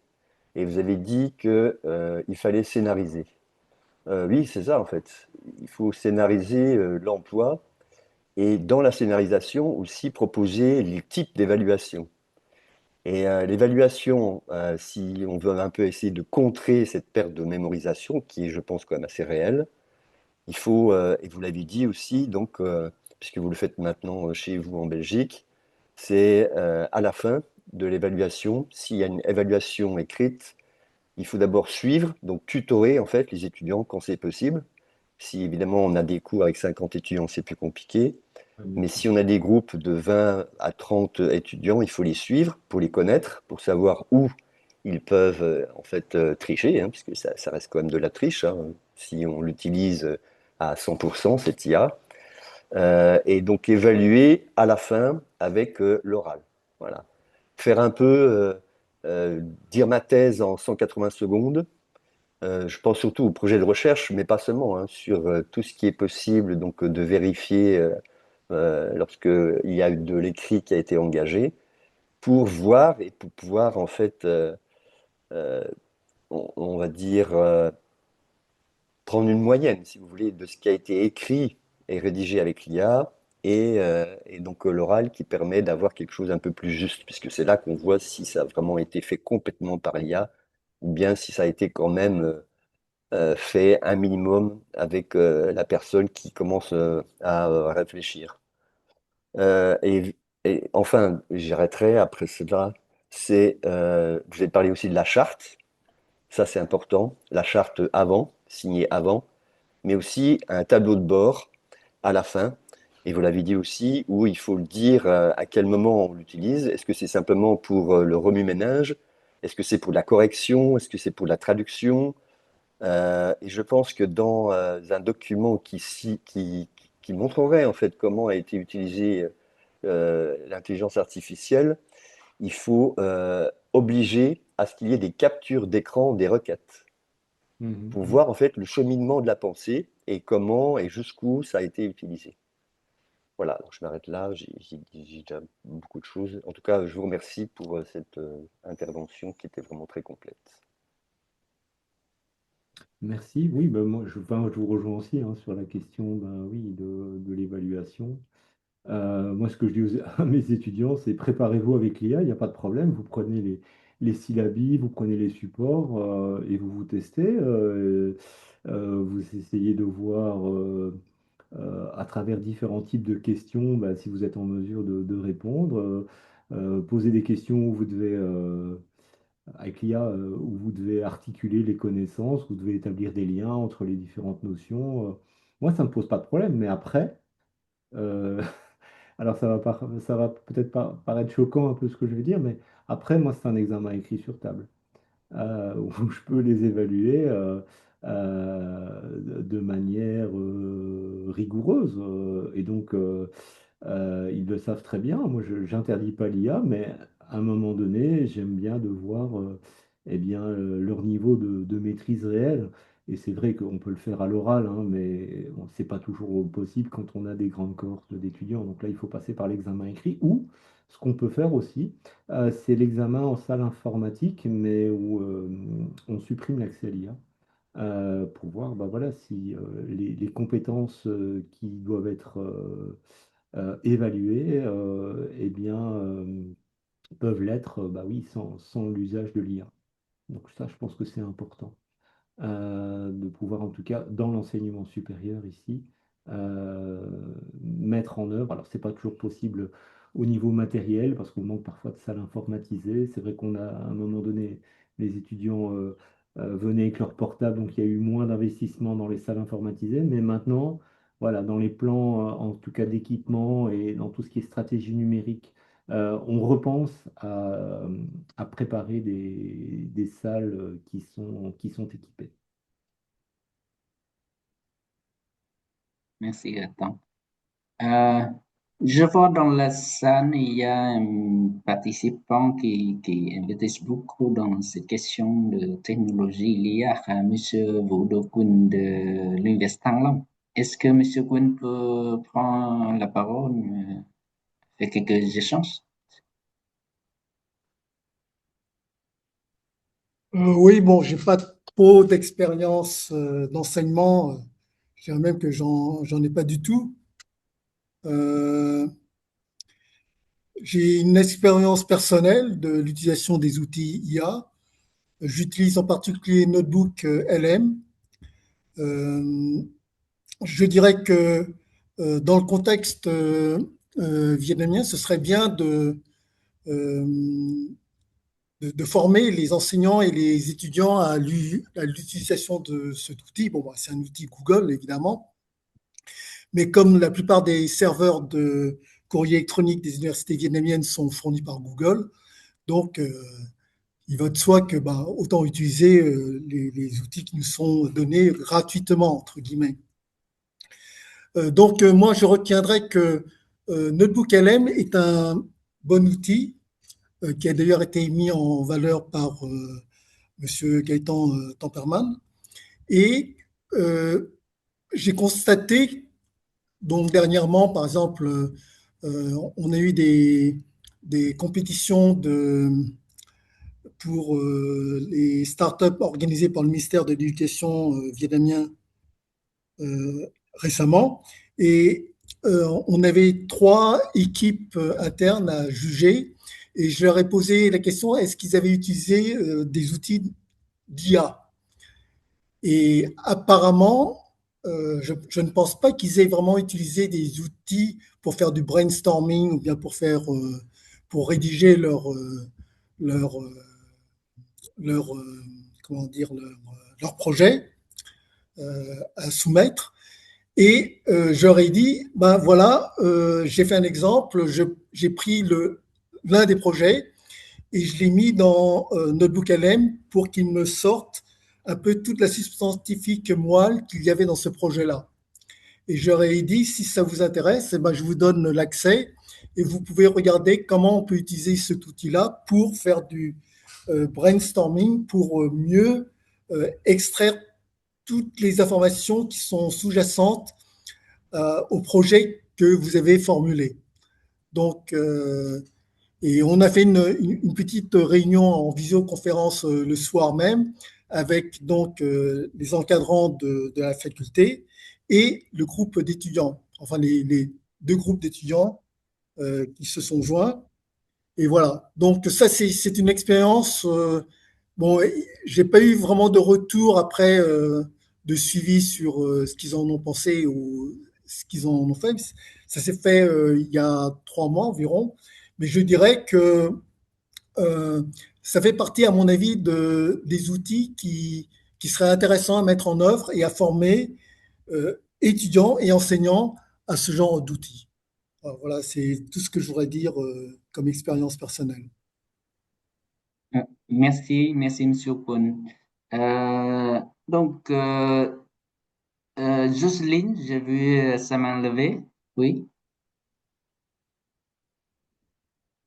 Oui, bonjour à tous. Je suis Jocelyne Bosson et je suis enseignante-chercheur, donc maître de conférence en physique à l'Université Nangua-Brogoua depuis 1993 et je suis à l'AUF en tant que responsable pays de l'AUF.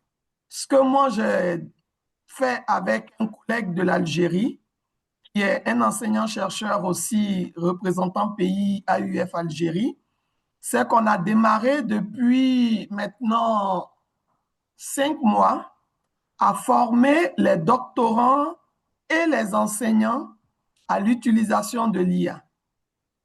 Donc déjà dire le minimum pour l'IA, quand est-ce que c'est du plagiat, qu'est-ce qu'on peut utiliser pour le doctorant et même pour l'enseignant pour améliorer ses cours, ainsi de suite. Et aujourd'hui, ce que je retiens de tout ce qu'on a donné, on a eu à peu près une dizaine de cohortes d'étudiants. On est autour de 800 étudiants et enseignants qui ont fait la formation basique avec l'utilisation de Notebook LM pour faire sa recherche bibliographique qui permet de gagner en temps pour les doctorants. Tous les doctorants qui ont participé, qui étaient à 3 ans, 4 ans de thèse, étaient un peu tristes, mais pour les étudiants qui étaient à leur première année de thèse, qui venaient de s'inscrire à l'école doctorale, ils étaient tout heureux de pouvoir avoir un outil et évacuer un peu cette recherche bibliographique, rendre pointu son domaine de recherche, savoir ce qui a déjà été fait, comment ça a été fait et qu'est-ce qu'on peut améliorer. Donc, ce côté-là, pour moi, c'est inévitable si on veut s'accrocher et on veut avancer. On ne peut pas aujourd'hui dire que l'IA, c'est du plagiat, c'est pas bon, et on va se retrouver avec des personnes qui utilisent l'IA, mais pas pour plagier, mais pour avancer, pour avoir de nouveaux chemins, pour avoir se poser de nouvelles questions. Parce qu'avec Notebook LM, on peut se poser de nouvelles questions. On peut dire, je suis un expert de 30 ans, avec 30 ans d'expérience, je travaille pour moi sur la photonique, je suis un peu plus pointu en disant, je fais l'holographie, ainsi de suite. Et après, j'ai des questions, j'ai même des sujets de thèse que je peux proposer aux étudiants qui vont prendre la relève dans l'utilisation et améliorer et pouvoir me donner un travail qui vient d'eux après, puisqu'on ne rentre pas dans l'IA ces données.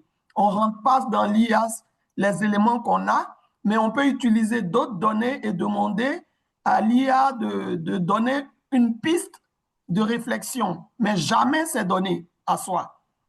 Donc, la formation sur l'IA pour que l'étudiant ou l'enseignant-chercheur puisse être en accord avec son étudiant, parce qu'un étudiant utilise l'IA, l'enseignant-chercheur ne l'utilise pas du tout, il n'arrive pas à détecter l'étude. Bon, j'ai eu ce cas-là dernièrement dans une délibération où j'ai vu des étudiants qui avaient 80% avaient 20 sur 20.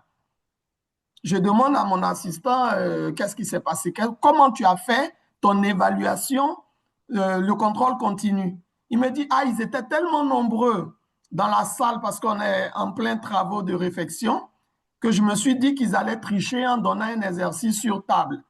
Donc, je leur ai donné un exercice à faire à la maison et j'ai corrigé. J'ai dit, et quand tu as eu 2 qui ont eu 20 sur 20, tu ne t'es pas posé des questions.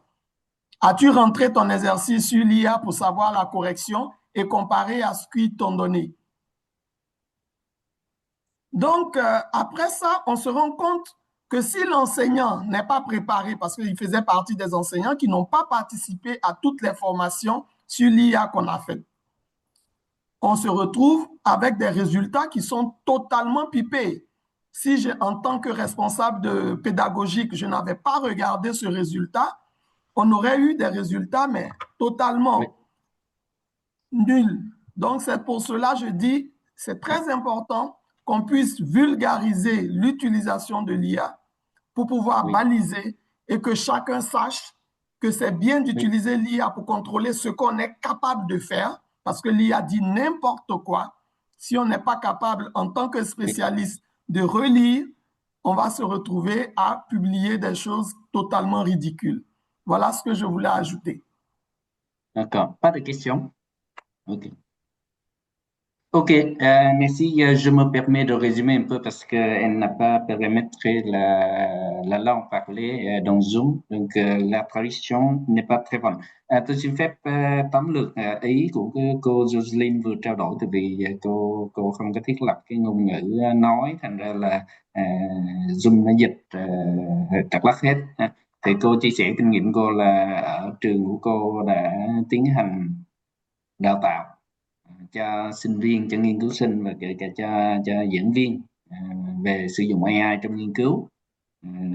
Trong vòng 5 tháng là đào tạo hàng chục khóa cho khoảng tới hơn 600 sinh viên cách sử dụng Notebook NM để có thể là thực hiện các cái công việc nghiên cứu, và cô nhận thấy có rất nhiều cái lợi ích giúp cho nghiên cứu sinh có thể là làm tốt cái công tác là tổng hợp tài liệu, tổng quan tài liệu và xác định các cái hướng nghiên cứu, các cái câu hỏi nghiên cứu có thể là được đào sâu hơn, và nó có những cái lợi ích rất lớn cho cái công việc nghiên cứu.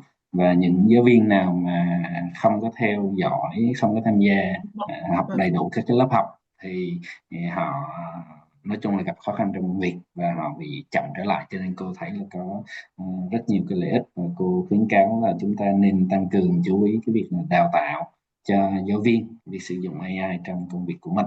Nó sẽ có nhiều lợi ích hơn là tác hại. Bon, il nous reste 3 minutes. Je me permets de poser une dernière question posée préalablement dans les inscriptions. Et peut-être pour clore la première session de cette série de webinaires, on parle de l'éthique dans l'utilisation de l'IA dans les pratiques académiques, enseignement, recherche, publication, etc. Quels sont les retours d'expérience concrets de l'Université de Mons, ayant intégré l'IA dans toutes ces activités, et les résultats les plus marquants que vous pouvez partager avec les participants, les autres universités, et quelles sont les recommandations, surtout dans les autres pays, dans les autres régions, comme au Vietnam, en Asie, en Afrique, les pays hors de la zone euro. Voilà, quelles sont vos recommandations? Alors au niveau recommandations, enfin en tout cas ce qui va en tout cas être poursuivi à l'université de Mons. Donc on avait eu l'occasion déjà de présenter ça, c'est qu'on avait eu un plan, on avait mis en place un plan stratégie numérique qui a permis voilà de faire des tas de choses intéressantes comme développer un référentiel de compétences pour les enseignants, développer un référentiel de compétences pour les étudiants. Et donc ici, on va poursuivre en fait l'aventure avec voilà une orientation davantage IA et donc essayer de voir dans quelle mesure l'IA peut soutenir à la fois les activités d'enseignement. Donc je vous ai montré un peu cette modélisation d'André Tico où on voit que on peut travailler à différents niveaux, hein, que ce soit dans les conceptions de support, dans l'évaluation, dans la régulation. Je vous ai donné des exemples avec les chatbots, les agents IA, etc. Enfin, à différents niveaux, on peut en tout cas augmenter notre efficacité. Ça, je pense que c'est indéniable. Mais à la fois aussi, voilà, une des missions de l'université, c'est la recherche. Et donc, c'est de voir un peu comment on peut utiliser l'IA eh bien, dans nos activités de recherche. Alors, à la fois pour pouvoir mettre au point peut-être des plans expérimentaux, pour pouvoir aider aussi à la synthèse. Ça, je pense que c'est quelque chose qu'on n'a pas vraiment peut-être évoqué aussi, mais il y a notre collègue là qui a parlé voilà, d'outils comme Notebook LM. Bah, oui, c'est très puissant évidemment aussi pour pouvoir à un moment donné nous épauler aussi quand on fait un examen théorique de la littérature. Donc là aussi, je pense qu'il faut outiller les enseignants pour voir un peu quelles sont les limites en fait de l'exercice de synthèse avec l'aide de ces outils. Les outils qui nous donnent la possibilité aussi de pouvoir traiter des données, mais de manière aussi sécurisée. Enfin, voilà, il y a des tas d'enjeux en fait qui doivent être en tout cas envisagés dans une réflexion commune. Et donc ça passe évidemment par une coordination. Donc des personnes qui peuvent piloter différents groupes de travail thématiques et qui permettent en tout cas de mutualiser les expériences et de partager les bonnes pratiques parce que c'est ça en fait qui fonctionne bien. Pour vous donner un autre exemple concret, c'est que chaque année, on organise la journée des enseignants-chercheurs où chaque collègue, que ce soit de la Polytechnique, que ce soit la faculté de psychologie et de sciences de l'éducation, de la faculté d'interprétariat, enfin, je ne vais pas vous énoncer l'ensemble des facs, mais on a une présentation d'une pratique originale et donc cette année, on l'a organisée au mois d'avril.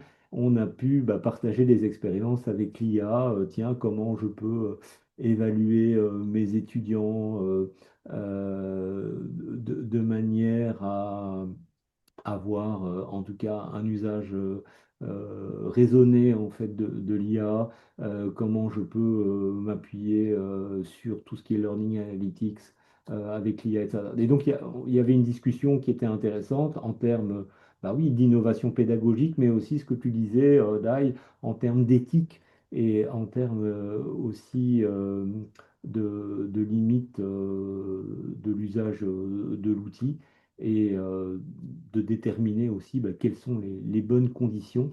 Et donc ça passe aussi voilà, par des échanges qui sont un peu institutionnalisés entre les enseignants-chercheurs. Voilà, j'espère avoir répondu à ta question. Ouais. Merci beaucoup de ces recommandations, ces partages d'expérience et les recommandations qui sont très précieuses, je crois, à tout le monde, les participants qui viennent de tous les horizons, plusieurs régions, plusieurs pays. Nous arrivons à la fin de ce webinaire, une première session parmi toute une série de 5 sessions, chacune abordant voilà un aspect particulier. Aujourd'hui, on parle avec Gaëtan Tempacman, on parle d'un peu des travaux, de retour des travaux scientifiques sur le développement des compétences des étudiants. N'oublions pas que voilà, dans 3 jours, ce vendredi, nous aurons une deuxième session avec Jean-François Van de Poen sur la stratégie, un peu la question stratégique, stratégie institutionnelle, stratégie de pilotage et surtout l'évaluation de la maturité numérique institutionnelle avec les outils IA. Une troisième session, je profite de le rappeler parce que voilà, j'ai pas pu le faire au début. Une troisième session consacrée davantage au métier de l'enseignement sur l'élaboration d'une stratégie d'enseignement, d'apprentissage, stratégie pédagogique avec les outils IA concrets. Et la quatrième session, on a déjà évoqué les questions de l'évaluation des étudiants. On va approfondir plus en détail la question de l'évaluation des apprentissages dans la quatrième session le 14 juillet, la fête nationale française. Mais ici, on travaille toujours avec Jean-François de Van de Poen. Et la dernière session, on va clôturer toute cette série avec les 2 intervenants professionnels qui viennent des entreprises pour parler un peu voilà comment l'IA est utilisée dans les entreprises internationalement et au Vietnam aussi. Voilà. Donc, en résumé, vous suivez encore nos messages pour vous inviter à participer à chaque session, comme ça, comme ce qu'on a fait pour cette première session. Et nous, maintenant, je vous invite d'activer vos caméras pour prendre une capture d'écran d'ensemble de tous les participants. Gaëtan, s'il te plaît, tu peux arrêter le partage d'écran.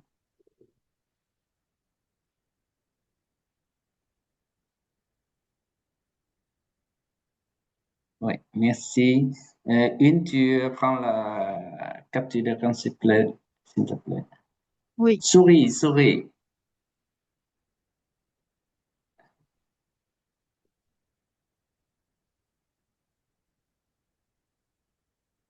Voilà, merci beaucoup, merci beaucoup. Et donc, il y a quelques soucis techniques aujourd'hui, c'est la première fois. Mais voilà, on va essayer d'améliorer et surtout comment permettre la bonne tradition pour tout le monde, surtout les participants non francophones. On va en tirer toutes les expériences et améliorer pour les prochaines sessions. Voilà. Je vous remercie encore de votre patience. On est avant la bonne heure. Voilà. Merci. Merci, bonne journée, enfin bonne fin de journée. Merci Merci. beaucoup. Au Au revoir. revoir. Merci. Ouais. Au revoir. Merci Bonne beaucoup. journée pour nous Merci, qui au revoir. commençons la journée. Oui, À la prochaine. c'est Merci, vrai. au revoir. Au revoir. Au revoir. Merci à tous les participants du Niger. Et nous, les participants ivoiriens, je me suis trompé d'heure. Je n'ai pas dit 7 heures le matin. J'ai dit 9 heures. Donc, la prochaine fois, on se connectera tôt. D'accord.